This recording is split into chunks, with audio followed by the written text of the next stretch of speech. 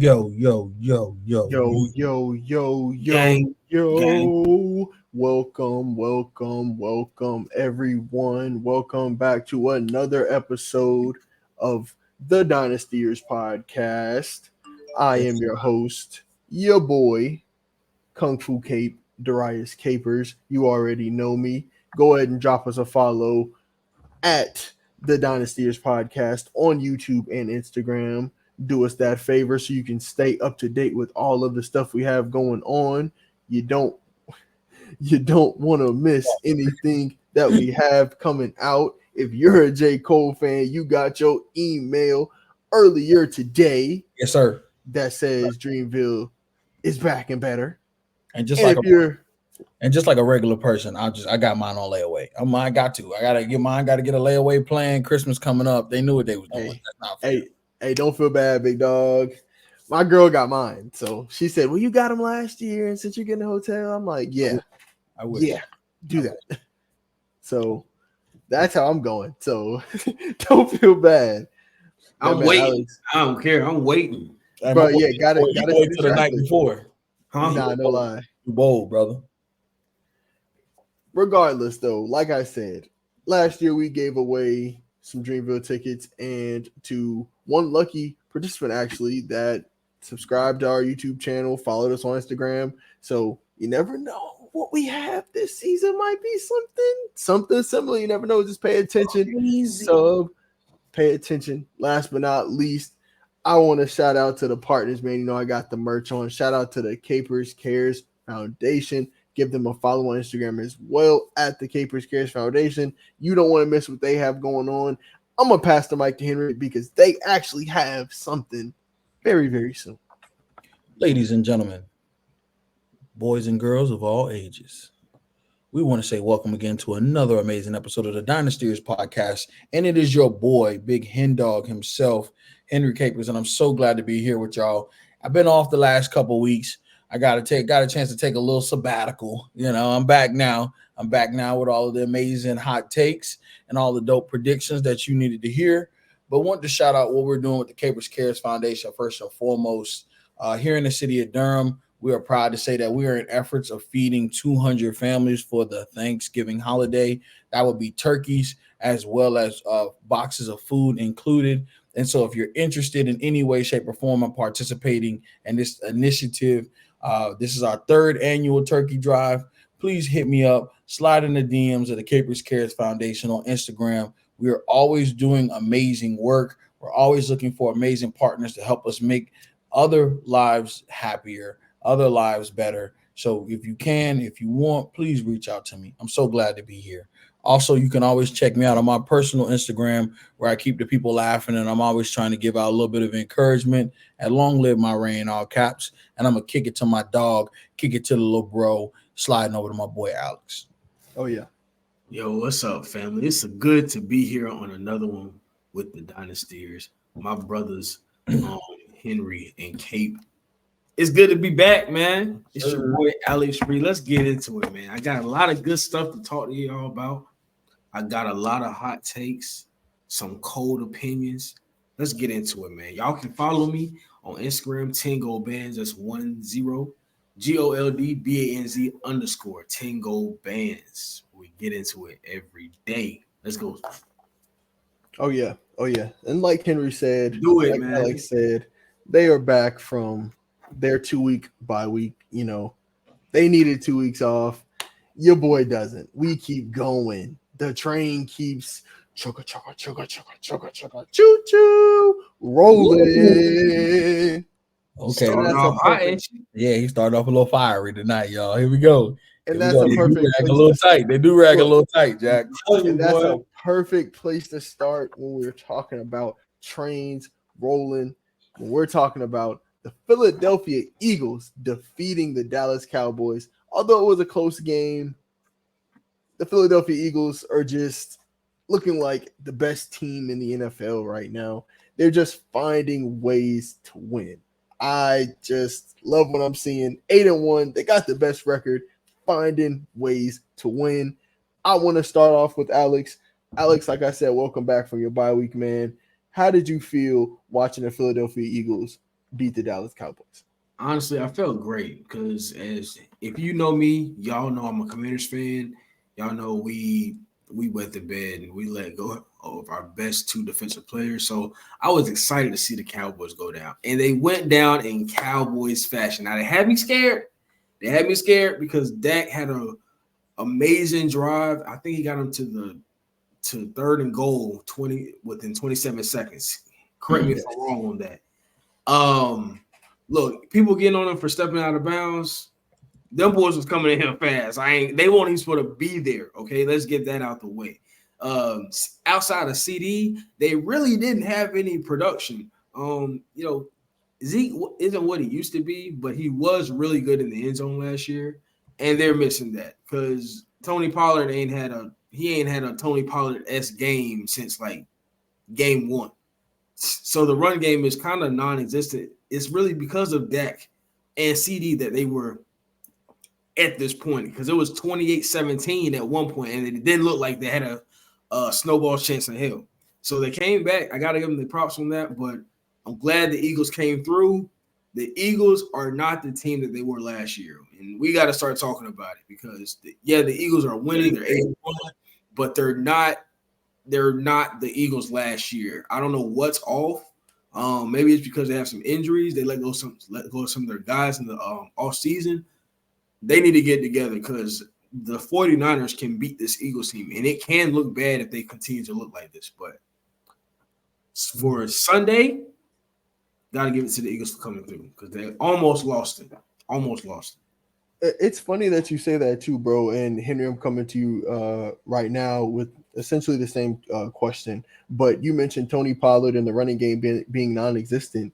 They're a middle of the pack running team. Tony Pollard hasn't had a rushing touchdown, they said, since week 1 of the NFL season. Wow. So that is crazy to think about.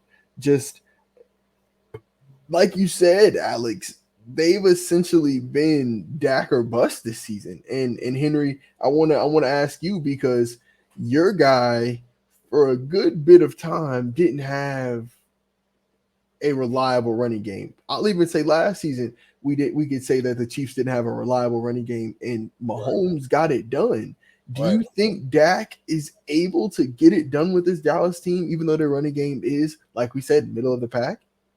It's unfortunate, right? Because Dak Prescott isn't a bad quarterback. I just think that Dak has been in a couple of bad situations where, to answer your question directly, no, at this point in his career, I don't think he can get it done without a legitimate running game. But I am pleased to see that Dak is playing better football than he has historically around this time of the year over the past 3 seasons.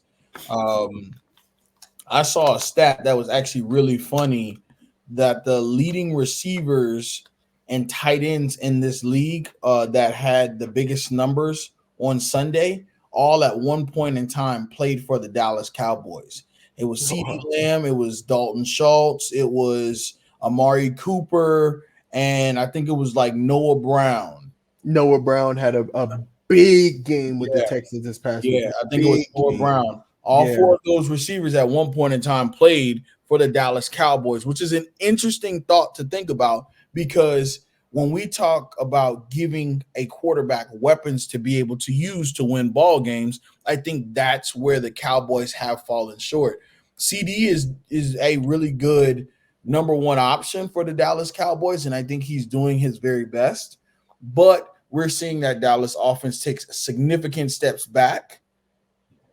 And where they were taking steps back offensively in the past, their defense was able to step up. I'm not seeing the same Micah Parsons this year. I'm not seeing the same defensive front 4. The secondary has significant injuries, right? I'm glad to see that they've got Gilmore, but even Gilmore is a step behind who he used to be. And so we're looking at the Dallas Cowboys who need a legitimate running offense. And not having Ezekiel Elliott hurts. Not having a Tony Pollard who can now be a number 1 guy, he still looks very much like a number 2 running back. And so it's unfortunate that the answer to your question is no, because the blame will be put on Dak Prescott when in actuality, it's all of the circumstances that are around him. I'm not struck by lightning when it comes to Deuce Vaughn. Like, I don't think he's much of a significant impact in the running game as well.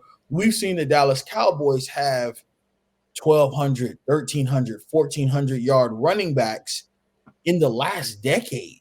I think Ezekiel Elliott. I'm thinking of DeMarco Murray. Yeah, DeMarco Murray. I'm thinking of even some of those guys that they came in to be stopgaps in transition when guys were hurt and injured. Didn't Darren McFadden come close to really good football? Yeah. I'm glad you said Darren McFadden because a lot of people don't consider him. Right now, our Dallas Cowboys don't have a good offensive game and offensive running game specifically, and that's what's making it hard for me to root for them this year. See, and I want to piggyback off of what you said, Henry, because you make a really good point that they're going to blame Dak because they've always blamed Dak. Right. And I got to give Cape his credit. He did say, we got to give Dak his props. He's not been the reason that the Cowboys have lost the games this year. Exactly. The reason the Cowboys are losing games is because their running game sucks. That's the reason. And they're not trying to – they have to have a scapegoat, excuse me. There's always going to have to be a scapegoat for a big team like that. And unfortunately, the pattern has been for Dak. Now, if the Cowboys want to explore getting another quarterback, I would not be opposed if the Commanders made a trade for Dak. I would not be opposed to that because, like you just said, Henry, unlike the Cowboys, we got a great running game. We got two running backs that can go get it. And then we got two wideouts that can go get it. And our wideout, Scary Terry is a lot better than CD, in my opinion. So we got a solid O-line. We got a Scary Terry. In my opinion, they're saying tier. I feel like that's lateral. I think that's lateral. So I don't think they're winning or losing. Yeah, that's lateral. CD to Scary Terry. I think they're same tier. Would you think that? Okay, now you have is Sam Howell though. Now, this is where you get me, though, Alex. When you're looking at the second receiver, if you're looking at Brandon Cooks or a Jahan Dotson or a Curtis Samuel, that's when I'm like, the Commanders are significantly better offensively. Right. Even the tight end, Logan Thomas, Jake Ferguson, I don't know. He played pretty good this past week. But offensively, definitely. You guys offensively is significantly better. Right. I'm glad you're finally coming around on what I have been trying to tell you. I'm desperate. Bro. He said I'm desperate. Listen, Dynastyers fam. As we're segueing to the next topic, I just want to tell Alex, I had been telling him for months that Dak Prescott would look good in a Commanders uniform, and he was fighting me tooth and nail.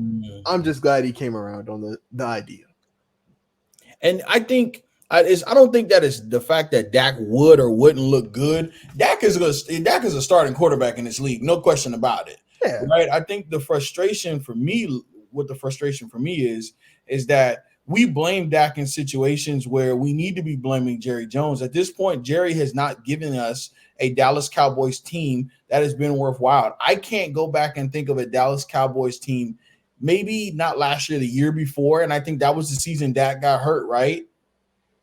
Oh, yeah. The season that Dak got hurt and Andy Dalton came. Yeah, it was the year that I was like, this could be a really good team, but you then have to look and say, well, they weren't really protecting Dak, right? There was a period of time where the Dallas Cowboys had the best offensive line in football. Yeah, there was a time period. By far, there was a time period where the Dallas Cowboys had a top 5 running back, had a top 5, top 10 receiver, you know what I'm saying? Had a top 10 defense, and that was consistent. We can't say that is happening right now. And Dak don't control that. Dak is just a quarterback. Dak can only do what he can. We're watching Dak make the plays. We're watching Dak do everything that he can. But when we put a lot on Dak, and to be truthful, bro, Dak is just kind of like a piece to the puzzle. I don't think Dak is a Super Bowl winning quarterback anyways. I think he could be on a Super Bowl winning team as a game managing quarterback, but he ain't no Aaron Rodgers. He ain't no Patrick Mahomes. He ain't Tom Brady, Eli. He ain't Drew Brees. He ain't Big Ben. Like, he's not any of these guys that, like, I could say I feel comfortable with, like, okay, we can minimize our weapons around him, go out there and play football, and he's going to go out there and torch every time. Every quarterback that I've just named, that's a Super Bowl winner that I just named, have at one point or another in their career played without talent around them or the talent up to par that they deserve to have and won Super Bowls. Let's be real. Maybe if you want to argue, you can say Big Ben. You can argue Big Ben, but even then, he's had a lot of talent. Let's be real. But even then, when Big Ben won the Super Bowl the last time, he didn't have the best receiver he was going to play with on that team. That's true. I agree. AB wasn't the guy. Yeah, he wasn't there. AB is the best receiver Big Ben has ever had. Like, I agree. He still had Hines Ward, though. He still had Hines Ward. Bro, you can shout Hines Ward all you want, bro. If somebody asks you Hines Ward, AB, we know the answer. We don't even got to go there. We don't even got to go there. Like, am I wrong, Alex? Nah, you ain't wrong. Exactly. You ain't got to go there. Antonio Brown, honestly, is one of the best receivers of the decade. He was one of the best receivers of the decade. So I agree, bro. I agree. I personally think Dak is the perfect quarterback right in between that tier of the elites, the Mahomes, Lamars, Josh Allen's, Joe Burrows, Jalen Hurts, and that tier of the Baker Mayfields, he's in that tier with like Jared Goff. I think you can win with Dak. I disagree. I think you can win with a Jared Goff. I think you can win with a Dak. I feel like Matt Stafford was in this tier. I don't personally think of Matt Stafford as I'm sorry. Maybe I'm tripping, but I think of Matthew Stafford in the Jared Goff consideration. At least Jared Goff was an MVP candidate. You know what I'm saying? So you don't consider Jared Goff a guy? I mean, a Matthew Stafford a guy? Matthew Stafford's got a Super Bowl, and he did it in his first year like Tom did. So we compare him to Tom. I feel like Matthew Stafford's in that tier with the Jared Goff, the Dak Prescott's, quarterbacks that you can win a Super Bowl with. I think you can win a Super Bowl with Dak. I think you can win a Super Bowl with Jared Goff. I used to think Jimmy G might have been in there because he always got there with San Fran, but I've seen recently that he's no longer in that tier. So that's just my thinking. And honestly, thinking about quarterbacks that we can and can't win Super Bowls with takes us perfectly to this next topic, Alex, of Cincinnati versus Buffalo from this past Sunday. This was a competitive game on the scoreboard only. If you watch this game, this was pretty much a dominated win by Cincinnati. And I kind of want to get your thoughts on that, Alex. How did you feel seeing Cincinnati, a team that we honestly thought might be dead and in the gutter to start this season, beat Buffalo, a team that everybody loves to make it to the Super Bowl, pretty handily? How'd you feel? Well, when Joe Burrow wants to dominate a game, we've seen since LSU days that when he puts his head to it, he's going to dominate the game. And there's nothing you can do about it. There's no defense that you can throw at him. There's nothing. And the Bills have a solid defense. It's not the best in the world. It's not what it used to be like a year ago or 2 years ago. But it's still very respectable. So this was a good win. It said more about the Bengals than it did the Bills. And I say that because the Bills look more convincing to make a deeper run in the playoffs this year, if we have to be honest. The Bengals have kind of flopped. And it's not nothing to do with, Joe Burrow. It's been some injuries. Jamar Chase, you got to get him. He's struggling, in the beginning of the season with this comment, I'm always effing open. Been some issues this year. So it was good to see them beat a worthy opponent, if you will. So, but the Bills, I'm not really worried about the Bills. I think the Bills I think just like the Bengals beat the Bills this week, I just think it could happen just the same way. It could have easily been 24-18 Bills and Bengals. So. Well, look, I'm going to disagree with you, Alex, and I'm going to come to you with this one, Henry, because I hope you're on the same wavelength as me. Because with Buffalo falling to 5-4, even though my Jets took a dominating loss this week, We are a half game back from the lead in the division. Henry, how do you feel about the Buffalo Bills losing to Cincinnati? Come on now, make sense of it. Like, am I tripping? I'm gonna make sense of it by saying this. This needs to be a show where we do not talk about the Jets. The Jets have nothing to worry about right now. Thank you. If we do want to talk about the Jets, let's come back to it later in the show when we talk about the fact that I watched Aaron Rodgers walk upright without crutches over the weekend. That's a little scary. And throwing. That's a little scary. Drops, bro. That's ridiculous. That's a little scary. I'm not gonna lie to you. That's a little scary. But to answer your question directly, we're talking about the Buffalo Bills, who matter a little bit more. And right now, the Buffalo Bills are scaring me because the Buffalo Bills' window of success is closing.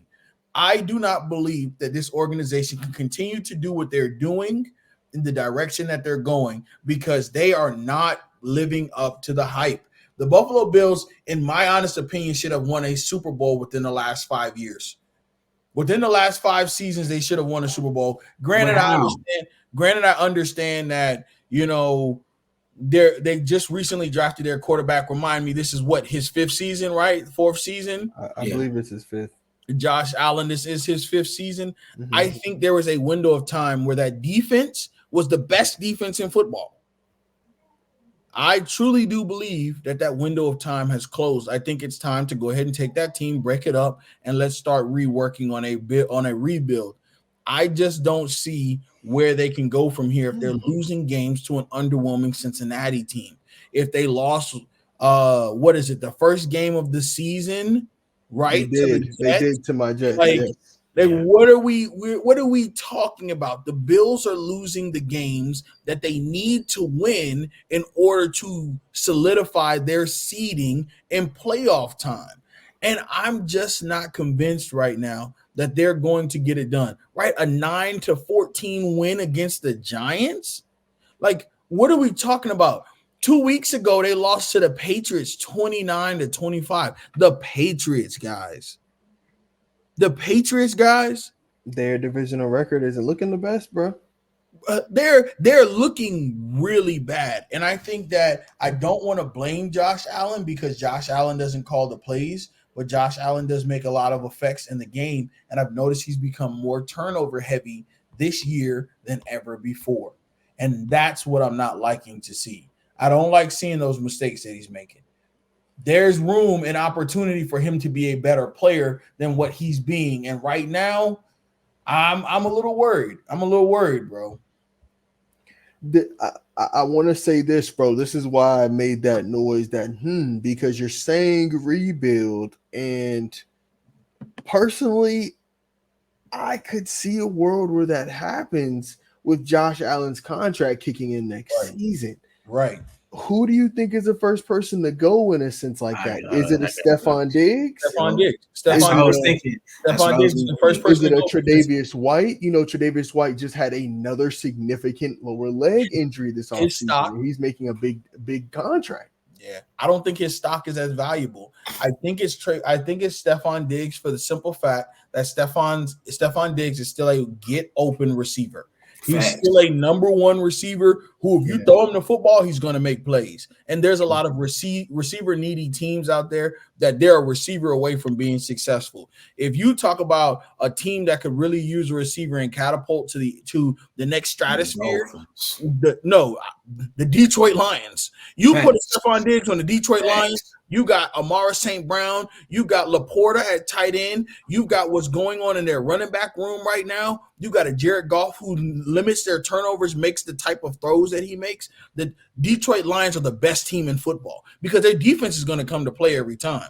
If you take a Stephon Diggs and you put him on a roster where you can shake it up a little bit and infuse him into the offense like a Baltimore Ravens, who right now is looking like probably one of the better teams in football, man, there are teams that could use a Stephon Diggs that could catapult to the next tier, who could be sitting up there in the stratosphere next to a Kansas City Chiefs. Because I don't care what anybody says, we are constantly showing that the armor is rusted, that there might be small microfractures, and that there may be an opportunity to take a shot at the beast. And that's us right now I have to say it as a fan. I'm not truly concerned. I'm not truly certain that we, the Kansas City Chiefs, are focusing on our areas of concern.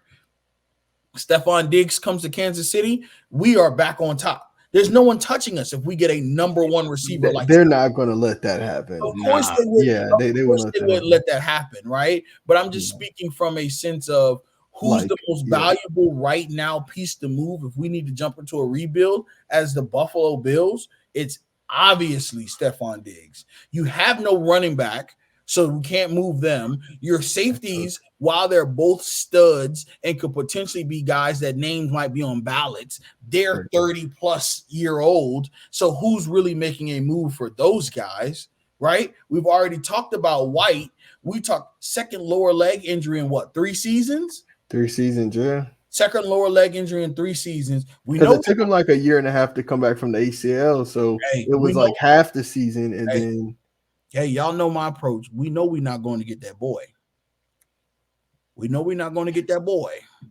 Hey, Alex. I hate talking to Buffalo Bills with this man. Hey, all I have to say, we can't go get that boy. That boy is a liability. That boy, they still, the ambulance still ride with his number on the back of that jump, bro. He a liability, bro. Bro. Their defense so hurt. He might need to play this season, and that's a scary thought. Bro. It's funny you mention that, bro. Another team I'd like to see call for Stephon Diggs, a team maybe trying to compete. I don't know, just throwing it out there. Carolina, y'all need a receiver. Go in and put Thielen and Stephon Diggs back together, man. That would be nice to see. Bryce Young will have another number one guy. I think he's just too young, though. You think so? I think that's the only thing. That window, I don't think Stephon would allow that because his quarterback's not good enough. You know what I'm saying? Like if I'm leaving Josh Allen, I'm only going up.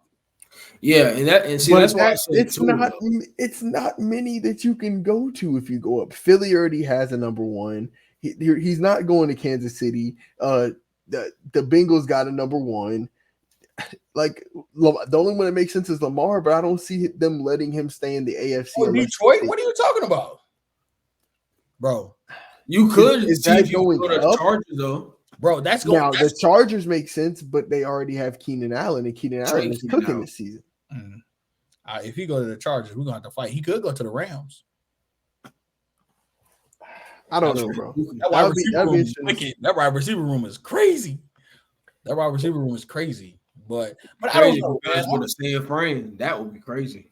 I don't know, y'all. I'm looking at Josh Allen's numbers right now, and you got to ask yourself, at what point do we go ahead and make that transition? Like 71% completion, great. That's not bad. That's elite, right? 2,400 passing yards, 24-23 to be exact on the passing yards, 18 touchdowns to 9 interceptions. So he's less than 2-1, right? Like, yeah, I think he is 2-1. He is 2-1. He leads the league in picks. Yeah, he's 2-1 exactly. 2-1 exactly, because 9 and 9 is 18, right? That's not bad. 2-1 is solid, bro. Bro, that's an interception every game. That he's basically telling you, you can guarantee I'm going to turn over the football at least once, coach. So our defense is going to have to go out there and play. But what he's also saying is you can guarantee that I'm going to throw 2 touchdowns and rush 1 in. That's 21 points. I'll take a pick if he's giving me 21 every game. Bro. See, we make compromises. We ain't making that same compromise for Zach Wilson. Because he's not getting me 21 points a game. He probably has 18 touchdown passes in his career.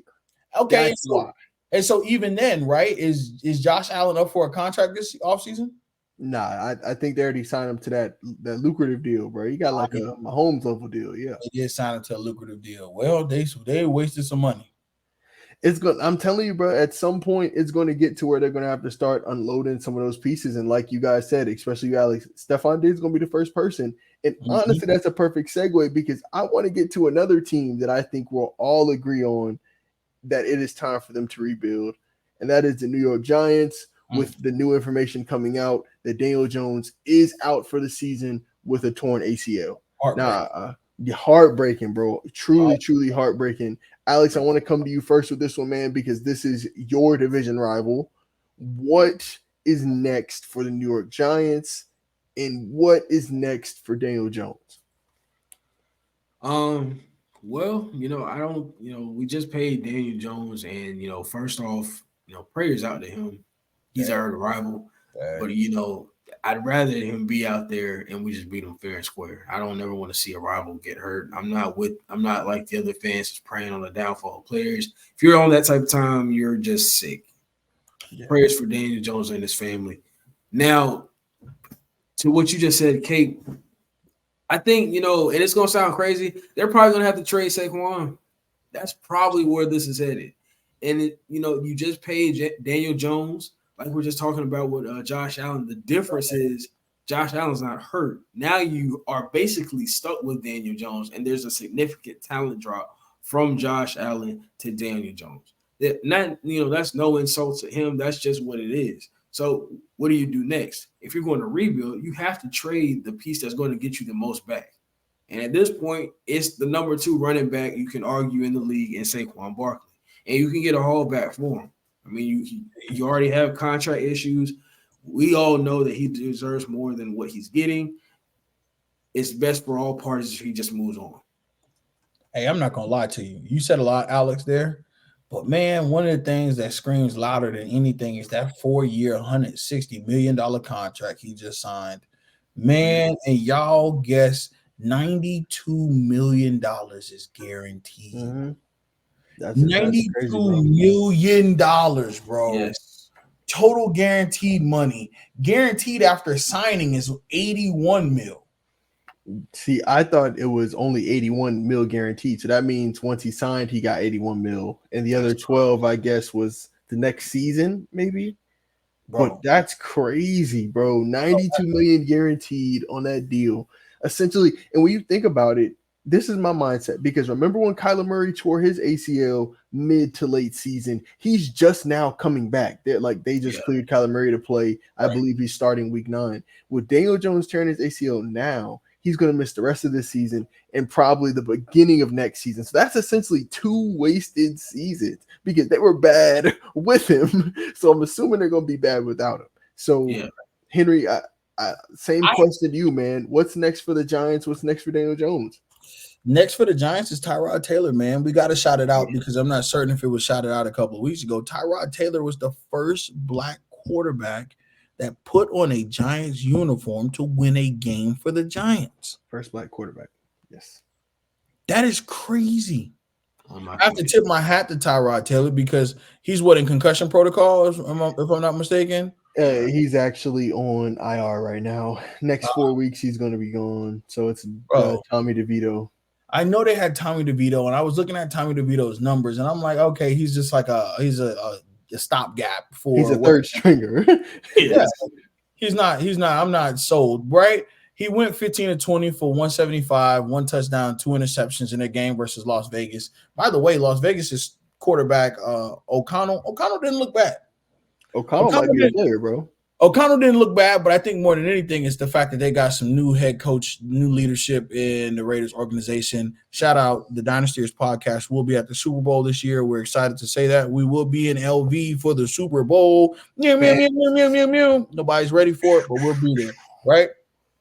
But going back to Tommy DeVito, Tommy's not the guy, bro. Tommy's not the guy. And my question is, I'm like, yo, who else is on this roster? I need to know, who do we turn to if DeVito don't get it done? And so looking at it right now, I'm on ESPN. ESPN currently says that they have 5 quarterbacks on roster: Tommy DeVito, Matt Barkley, Daniel Jones, who we know is hurt, Tyrod Taylor, who we know is on IR as well. And so then they have Jacob Eason. And so Washington product. Yeah, these quarterbacks aren't looking strong. I'm not very confident in where they go right now. I think this is a sunk season. I really hope that they have what they need to be able to make some good picks in the draft. But moving forward, I think there's a series of things that they're going to need to do. First and foremost, it starts off with trading Saquon Barkley. Second of all, it starts off with moving on from Darren Waller. There's a room and there's a market out there for him. Jeez, they gave him a big contract, bro. Let's move on from him. We wasted the money. Let's get past that. We've got to move past that, even that thought, that idea that there's a chance that he's a staple for the rebuild. He's not. Then I think moving on from Dexter Lawrence is probably going to be the next option, right? Those, in my opinion, are the three most valuable players on their roster.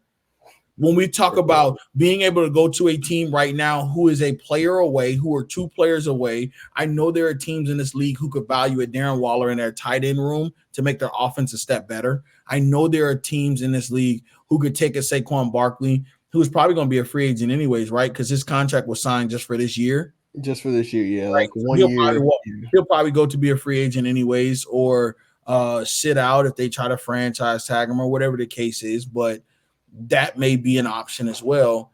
And I think Dexter Lawrence is probably the best defensive player they have on that roster. Yeah. I mean, yeah, he's a Pro Bowl level player, bro. He's a Pro Bowl. That's why when you said move him, I was like, man, like that's essentially you. What I just heard you describe is you stripping that team down to the nuts and bolts. Yeah. And just starting again. You have to, because where do you pull immediate success from? There may not be a market to find a starting quarterback in this league this offseason, because the guy we were talking about at Cousins, he's got an Achilles tear. You know, you're not going to see a guy like Geno go anywhere. If you're waiting on Tyrod to step up and be the guy, you got to wait at least another 3 weeks. And so then you got to hope he can ride it out the rest of the year. I'm not thinking of any other quarterback that's a free agent chase down this offseason. So why not strip the car, put a new coat of paint on it, slap some new wheels on it when we get the money? Why do it now when we can't afford it? Let's put all of the players that we know we need to find new homes for out there for good draft stock. Let's try to bring in guys that fit this new model. Their head coach is what, Daboll?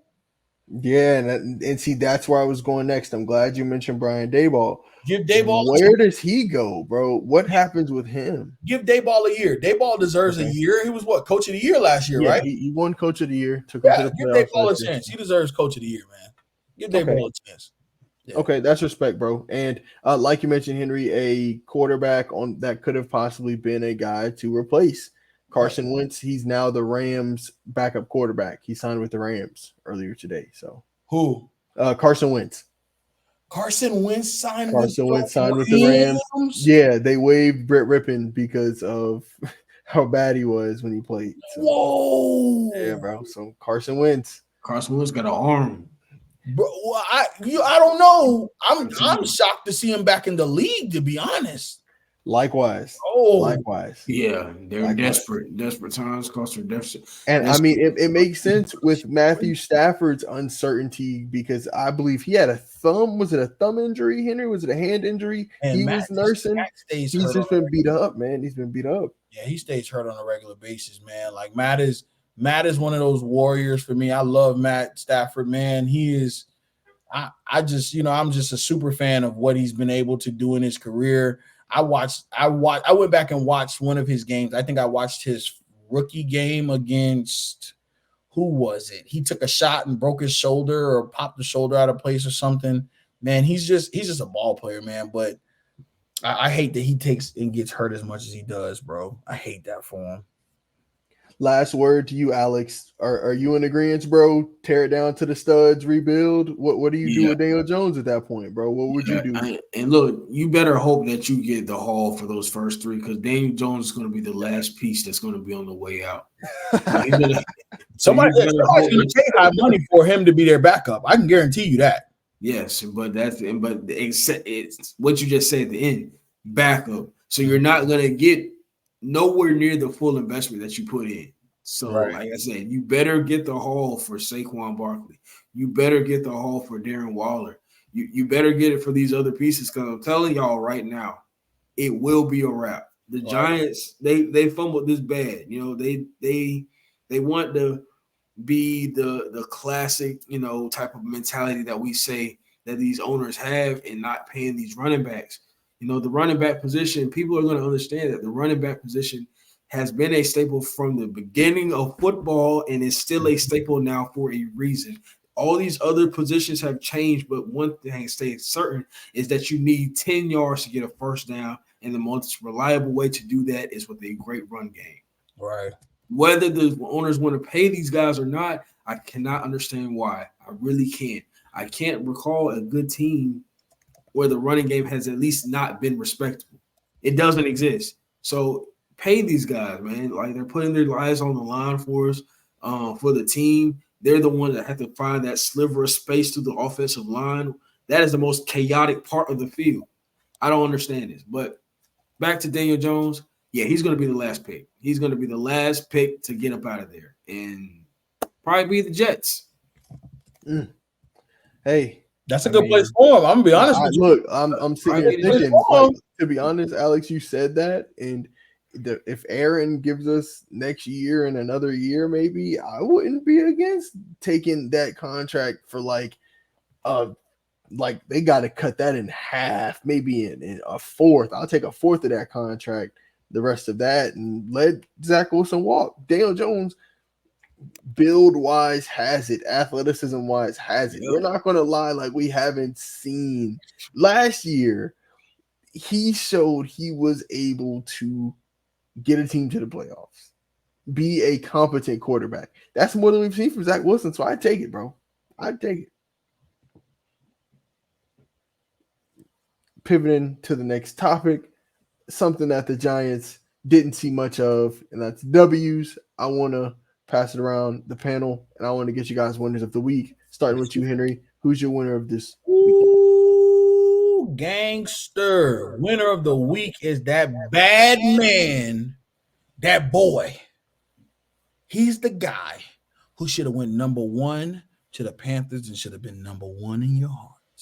C.J. Stroud. I don't know what the C and the J stands for. It might be for Chris Joseph. It could be for Christophus Jehophus Stroud. I don't know what it is, but that boy plays like he is the number one pick. And I tried to tell people, everybody thought I was crazy. Oh no, bro, Bryce Young, transcendent, Bryce Young, transcendent, Bryce Young. No, C.J. Stroud is that dude. Did you see what he did against a Heisman candidate, a Heisman winning quarterback? Did you see what he did against Baker Mayfield? Because even Baker looked good. Let's not slow down, because Baker has looked good this season. There is no, hey, listen, that boy is playing football. He plays football against a lot of people, and I am truly impressed at what he did last week, because man, 30 of 42 for 470 yards, 5 passing touchdowns. I need to know what the C and the J stands for. Coleridge Bernard Stroud the fourth. Coleridge. I see why he goes by CJ now. Coleridge. I ain't gonna trash that boy name because Coleridge fire though. Coleridge kind of fire. Bro. But I'm saying it's easier to just go by CJ instead of Coleridge, because know people will mess your name up. Just call me CJ, bro. Sure will. Hey, what's my man name who be on there with Elway? Not Elway. What's the two guys that do Sunday Night Football? What's their names? Are you talking about Booger? Oh no, Buck. Buck will tear your name up. Man, Buck will tear your name up. Tear your name up. And so I just have to shout this kid out, because without a single shadow of a doubt, we are watching C.J. Stroud, our rookie of the year. Man, listen to these numbers: 62% completion, 2,270 passing yards, 14 touchdowns to 1 interception, a 102.9 passer rating. Dog, there are veterans in this league who don't look this good. There's no question about it. He's the winner of the week. The Texans are the winner of the week, and looks like they're the winners of the year right now. I agree, bro. Alex, before I pass it to you, I want to respond to that. I agree wholeheartedly, and I'll be honest with you, bro. I had this conversation, and I want to ask both of you. I want to ask you this as well, Alex, but I'm going to ask Henry real quick because he brought up C.J. Stroud. Mm-hmm. Is there 10 quarterbacks that you would take over C.J. Stroud in the NFL right now? No, absolutely not. Not at all. Let's go through the quarterbacks that you would take. You would take Patrick Mahomes. I would take Jared Goff. Joe Burrow. I would take Joe Burrows. I would Jared take Goff. You said Jared Goff. I would take Pat. Josh Allen. Hold on, give me a second. I'll rattle them off. Pat, Josh Allen, Lamar Jackson, Burrow. Jared Goff, 4. I would take Burrows 5. 5. Hurts 6. Tua. 7. Good job. 7. Tua was a conversation that came up, but 7. Getting dicey now. Did you take Josh Allen? Yes, Josh. It's dicey after that. He's a top 10 guy, in my opinion. I agree, bro. If we say there's 2 other guys, right? Because somebody might say, like, I had a question. I would take Geno. Somebody would be like, I'll take Geno. I mean, I would take Geno now. I would take Geno now. Geno's a game manager, and Geno's going to do the right things with the football. This is a question I had. Go for it. And so I heard Henry's names, Alex. This is I'm gonna give you the same question on is CJ Stroud top 10, and I was thinking Trevor Lawrence versus CJ Stroud for the next decade. Who are you taking, Henry? Probably taking CJ ankle cap. Yo, the upside just looks that much more better. And see, that's what I'm thinking as well, Henry. Like Henry, I'll be honest. I said CJ Stroud, bro, because there is no reason that Trevor Lawrence has had more talent and looked worse. His rookie season was not pretty. It was not a pretty rookie season. CJ's since day one has really been cooking. And I'll admit, I was wrong. I thought Bryce Young was going to be the guy. CJ Stroud looked better. So again, Alex, I want to ask you the question, and then I'm going to give you the floor for your winners. CJ Stroud, top 10 in your mind? Yeah, without even thinking about it, I think just this season alone. Yeah. And even when you talk about Geno, I had to remember just this season because Geno's reputation precedes him.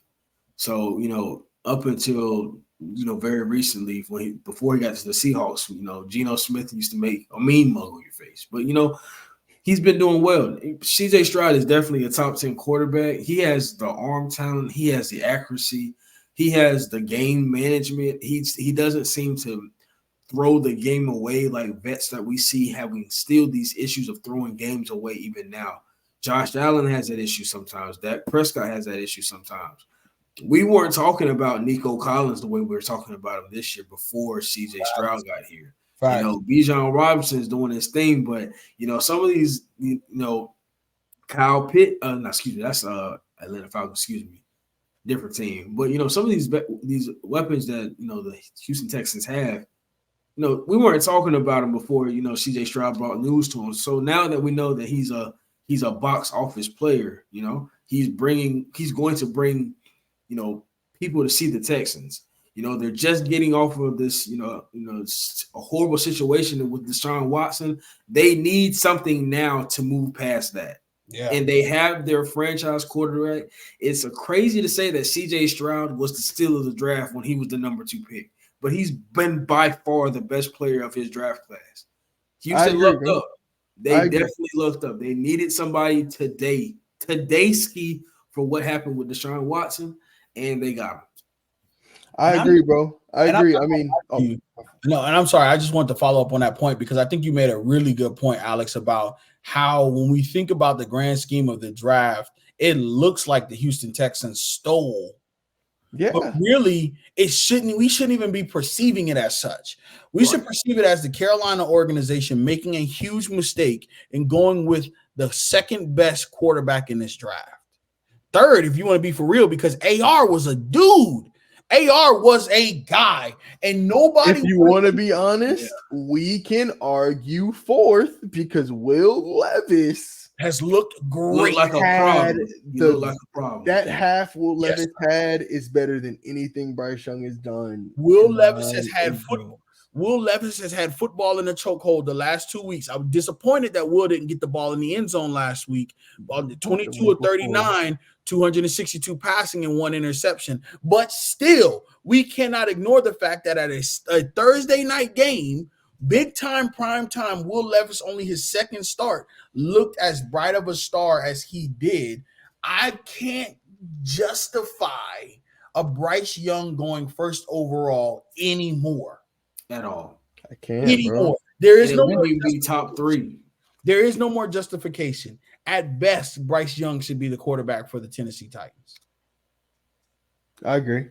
I agree. And Henry, I wanted to follow up on it as well. That's what I was gonna say. Like Alex, bro, that's a great point that you made because when you think about it, like you said, if you get the best quarterback in any draft and the quarterback is NFL ready and coming in and cook, we haven't seen a quarterback come into the NFL and cook like CJ Stroud is cooking probably ever. Didn't he have the most passes before throwing an interception?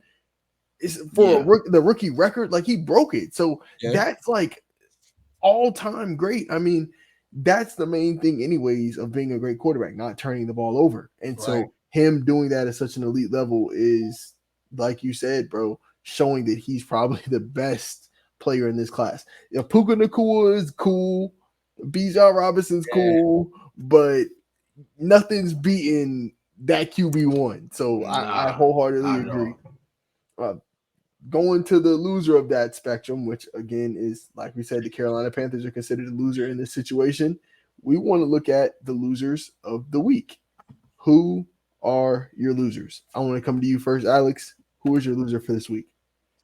I think, the easy low-hanging fruit is the Dallas Cowboys, just because they were so close. That if you're a Dallas Cowboy fan, your heart was in your ass. I ain't gonna lie. Your heart was in your stomach and your ass all game. You had a little sliver of hope, and then boom, you just lost it in every way that Cowboys ever lose a game. They get in their own damn way. And as a Commanders fan, I love to see it. So they're my first choice. Now, my second choice, and it might surprise you guys, I'm gonna say the American public. I'm really gonna say we're all losers of the week because why is the Dolphins in the Chiefs game in Germany? Like that's something that's supposed to be for us. That's the top two teams you could argue in the league. And I'm not saying nothing against Germany at all, but I think that's something that should be played for us. Yeah, that's Mother Russia been unhacked your account. Hey, look, Mother Russia, you won't find nothing but I ain't said. videos Alex said it. in grad school homework. That's Alex all you're Hussein Alejandro said it. He said it, not me, cuz. No, and I'm not trying to say it in any type of way. I know we just joking over here, but honestly, like I understand wanting to market the product of the NFL. It's a great league. It's got some kinks in it, but that's everything. Nothing's perfect. But in the same breath, I would have just liked to see that, for America on American soil, especially with everything going on. I could get into that, but I'm not going to. Anyway, I would just like to see that played in Miami or in Kansas City. So those are my two losers. I appreciate you for saying that, Alex. Henry, before I give you the floor, bro, I want to just get the camera to look at me real quick. Camera, this is my camera right here. Yeah, camera, look at me. I got you. I need it. The loser of this week, I honestly should take them from behind me, is my New York Jets. This is why I say that. I was bragging about my Jets all week about how we had a chance to beat the Los Angeles Chargers. I truly, truly, truly thought we had a shot of winning that game because the Chargers have not played their best football this season by any means. Mike Williams is injured. Their passing game has not looked great. If you watched that game, Austin Eckler, the fantasy stud, the running back extraordinaire, the catcher out of the backfield, great that he is, dropped 4 passes. Jeez, 4. Crazy. When is that going to happen again? Never. But it happened against my New York Jets, and we can only muster up 6 points. That is unacceptable. Every team in my division lost this week. If we would have beat the Chargers, we would have been tied with the Miami Dolphins for the AFC East division lead. We lose, and now our season looks like a wash. The loser this week and every week is my New York Jets. Jeez. Well, we're glad you got that off your chest because while I think you might be right that they are the losers of the week, I think the biggest losers of the week are the Arizona Cardinals.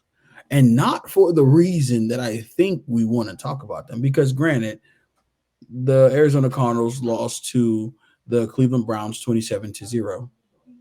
But the true issue is the fact that the Arizona Cardinals traded away their best option at quarterback just a week ago, and we watched that guy go in and dominate for the Minnesota Vikings literally after knowing the offense for 1 week. I think that pound for pound shows that the Cardinals are in a poor direction moving forward.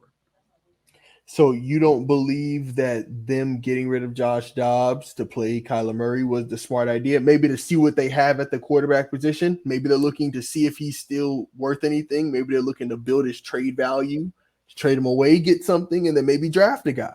Absolutely not. I think right now Josh Dobbs is probably the best quarterback option that multiple teams need to be playing for. And I think the Minnesota Vikings did right by bringing him in and utilizing him. I think the Cardinals should have held on to him as a player. There's no reason why they let him go.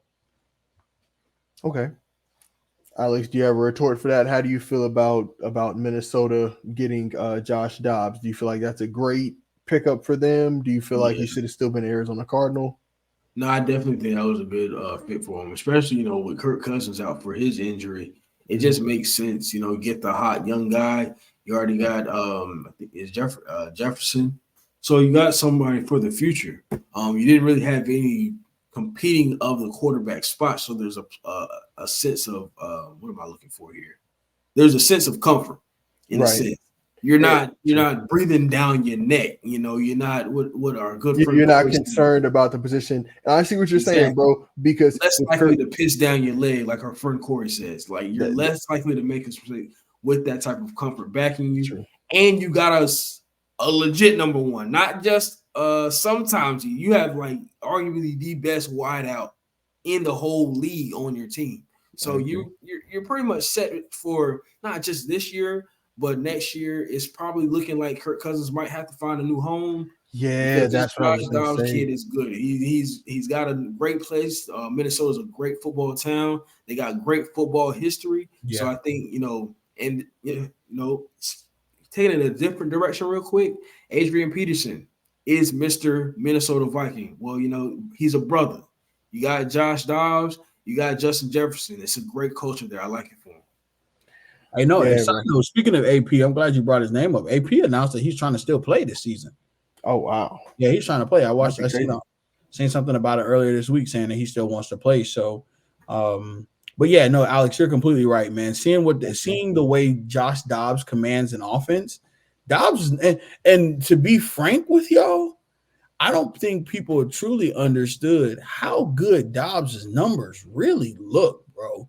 Dobbs' numbers this season are pretty quality. Let me pull up his this season stats right now, because this year he's at 62% completion, 1,569 passing yards, 8 touchdowns to 5 interceptions, and an 81.2 QBR. And so I think that that's actually really quality for him to be a historically tenured backup who has now transitioned to 3. This is his 3rd team this season. Because let's not forget, he started the season off a Cleveland Brown. Mm-hmm. That is true. And so for him to be as pick up and go as he has been, this has been a quality year for him. This is his 4th organization in his career. 4th organization in his career. Man, he's done a great job. I agree, bro. I wholeheartedly agree. Like you said, Alex, man, poor Kirk might have to find himself a new home, man. That's the most unfortunate thing about this situation. I think the Vikings find a new quarterback though. Even though Dobbs is a quality fix for right now because they are trying to compete, I don't see them keeping Dobbs going into next season. Dobbs is a temporary option. They know that. He knows that. And I think he's comfortable with that as long as he can help that team continue to stay close in the NFC North race. I think he knows that there's a good chance that he's only building a resume for him to go get a Geno Smith-esque opportunity in the future. Yeah. So Yeah, and I could see that. I could see him being the next like Geno guy. Gets a 2-3 year deal, a chance to be a starting quarterback for a team. Just kind of like you said, that stopgap guy.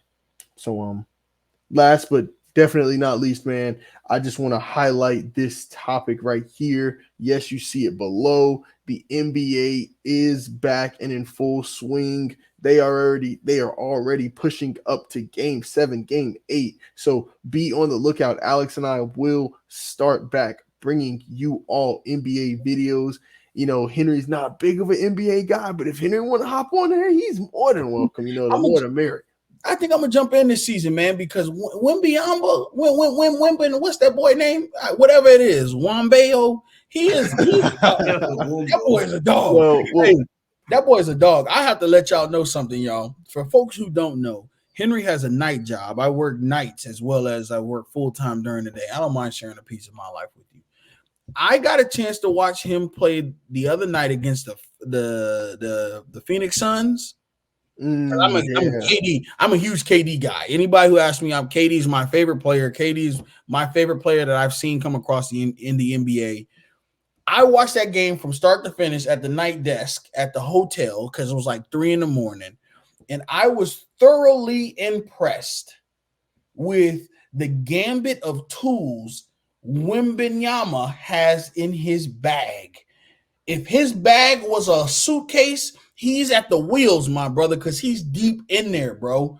When I say 50% from the three-point line, and he didn't just shoot 1 or 2. He went 3 of 6 from the three-point line, 38 points, 15 of 26 shooting, 10 rebounds. He was doing it all, giving out assists, blocking, and steals. Man, we are watching the rise of the next great in the NBA. And I'm glad you say that, Henry, because I did want to get this topic, and I wanted to get your opinion on let this be our last topic of Victor Wembanyama and his meteoric rise in the NBA so far, because he has truly been dominating. I know Alex and I have had this conversation off air, and I'm gonna pass the mic over to Alex because I want to get his opinion on Victor's meteoric rise in NBA, his dominance so far.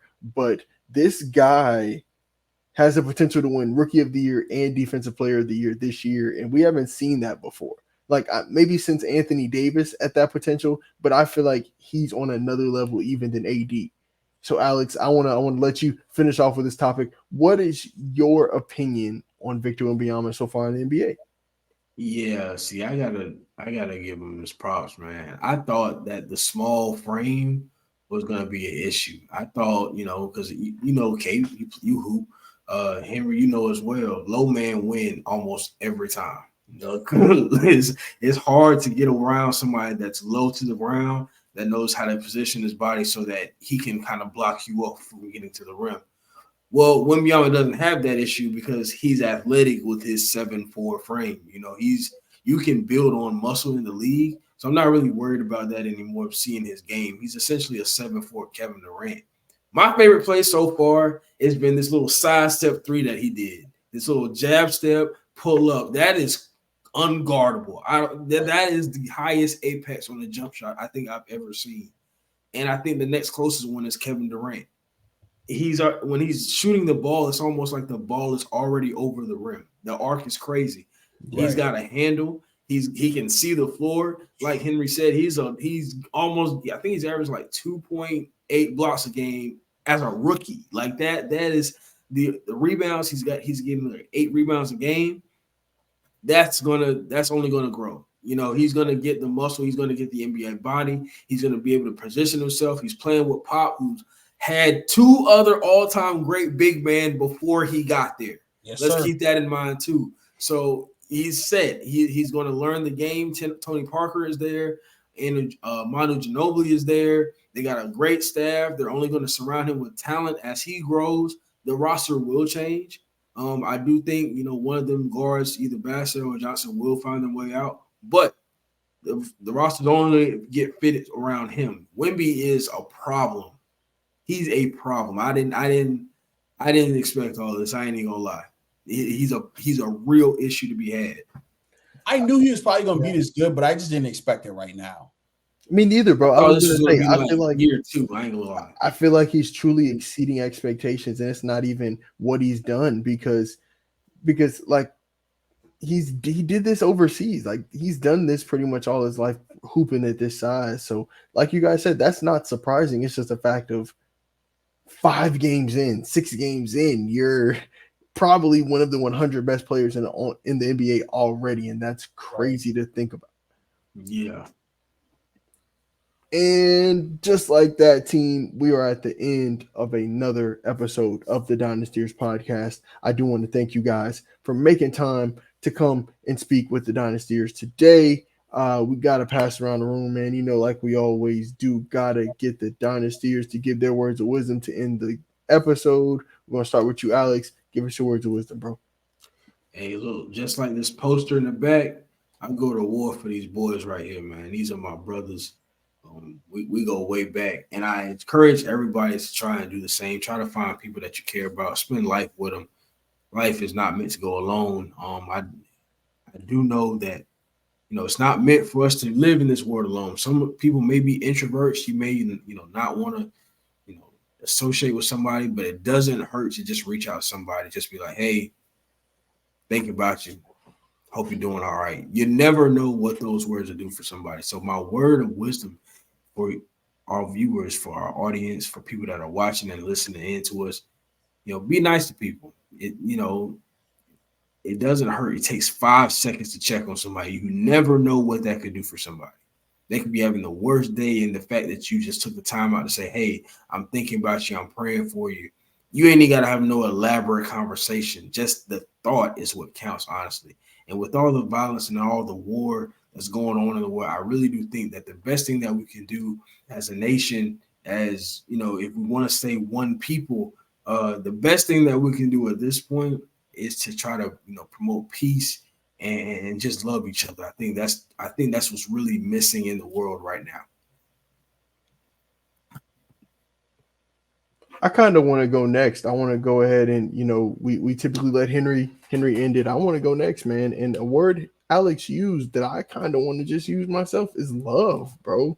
Remind those that are close to you, remind those that are important to you that you love them, bro, because life is short, man. Time is short. Time is moving. Who would have thought we are already past the trade deadline, pushing towards week 10 of the NFL season? What in the world? Week 10 is insane. This NFL season is flying. This year is flying. It's already November. We're about to be in 2024, man. You need to remind those that are important to you that you love them. You can never tell them enough. Love is my word of wisdom for today. Last but not least, Henry, floor is yours, bro. Man, it's always amazing to hang out with y'all and hear some of the dope things that y'all got going on. I'll adjust it so that way people can see me a little bit better. Um, my words of wisdom today is that I need folks to understand that setbacks are not designed to break us, but designed to determine how we're made, right? Just a personal note, I'm experiencing significant setback in my life currently, with an area and aspect of my life that I put a lot of effort and time into. And the setback is one that didn't quite catch me by surprise, but I just knew that no matter how hard I tried, this could be an option. And so things have kind of has since seemed inevitable. But I want you to know that if you're experiencing setback, if you're dealing with struggles, if you're dealing with tribulations that you're going through on a day-to-day basis, that it is okay to experience those, to feel those natural feelings. And it's also okay to say to yourself that I'm going to continue to push through. This is not designed to break you. This is only designed to see what you are truly made of, how much you want that dream, that passion, that desire, how much you want to be able to drive that nice car or live in that nice home or have that degree or stand tall in this specific major, right? This is not designed to break you. Because understand, we joked a little bit about it on the call before we got on, that pressure bursts pipes, but pressure is also what makes diamonds. And so you can ask yourself, Am I that granular piece of sand that's stuck between 1,000 pounds of pressure? Or am I that pipe that is so close to bursting that this is my very last? I challenge you today that whatever that portion of your life is, wherever you're struggling at the most, that when you face those challenges, you meet those challenges head on. Running from it will not save you, my friend. And so I dare you, I challenge you today to see it through. That's all you can do. And when you lean back on the people that love you. Be okay with going home. Be okay with going around the people that you need to be around to get that level of reset. Trust me, I've had to do it. Man, and I think that's a perfect way to end it right there, bro. I appreciate you for sharing that with the people, man. And man, it's been another great episode of the Dynastyers podcast, man. And until next time, it's your boy Kung Fu Cape. It's your boys all here at the Dynastyers podcast. Alex, Henry, signing out. Peace. Y'all be easy. What's good, party people? It's your boy Kung Fu Cape, a quarter of the Dynastyers podcast. If you made it to this part of the video, you're the real MVP. You're the champion. But to make sure you keep repeating this champion, you gotta give us a sub.